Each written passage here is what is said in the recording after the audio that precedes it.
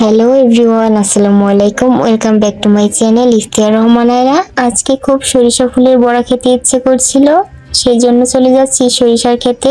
বানাবো আজকে সরিষা ফুলের বড়া। ভাবলাম এটা আপনাদের সাথে শেয়ার করি, এর জন্য আমরা চলে যাচ্ছি আমাদের সরিষা ক্ষেতে। এই ক্ষেতগুলোতে খুব একটা ফুল নেই, তাই আমরা আমাদের অন্য আরেকটি ক্ষেতে চলে যাচ্ছি। ওই ক্ষেতে প্রায় অনেকগুলো ফুল আছে। সরষে ফুলের বড়া তো আমার ভীষণ পছন্দের, আমি খেতে অনেক পছন্দ করি। এই তো আমরা চলে এসেছি আমাদের সরিষা ক্ষেতে। এখন আমরা এখান থেকে ফুল নিয়ে নিব। সরিষা ফুল দেখতে অনেক সুন্দর। এখন আমরা ফুলগুলো তুলে নিচ্ছি। আমার ছোট ননদ তার ছোট ছোট সুন্দর হাত দিয়ে ফুল তুলে দিচ্ছে আমাকে। এরপর আমরা কিছু ফুল তুলে নিলাম। দেখুন সরিষা ফুলগুলো কত সুন্দর লাগছে, তাই না? আমাদের ফুল তোলা হয়ে গেছে, এখন আমরা বাড়িতে চলে যাব। এরপর এগুলো বড়া বানিয়ে খাবো। ফুলগুলো দেখতে কত সুন্দর লাগছে। এরপর আমরা হেঁটে হেঁটে আমাদের বাড়িতে চলে যাচ্ছি। আমাদের গ্রামটা দেখতে মাশাআল্লাহ অনেক সুন্দর, একদম শান্তশিষ্ট নিরিবিলি একটা জায়গা।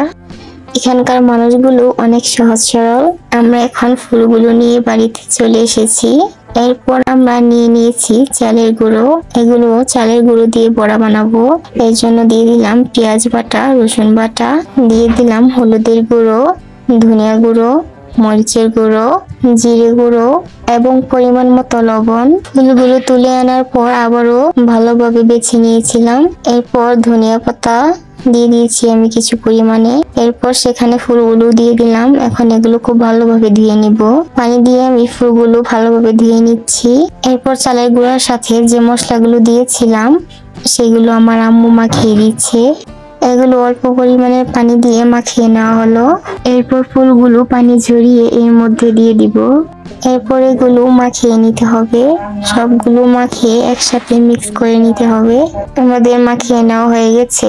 এরপর আমি চুলার মধ্যে কড়াইয়ে তেল গরম হতে দিয়ে দিয়েছি। এরপর এখানে সেগুলো ছোট ছোট করে বড়া বানিয়ে নিব। এগুলো উল্টে পাল্টে একদম মচমচে করে ভেজে নিব। ভাজা হয়ে গেলে নামিয়ে নিতে হবে। আমার হয়ে গেছে, তাই আমি নামিয়ে নিয়েছি।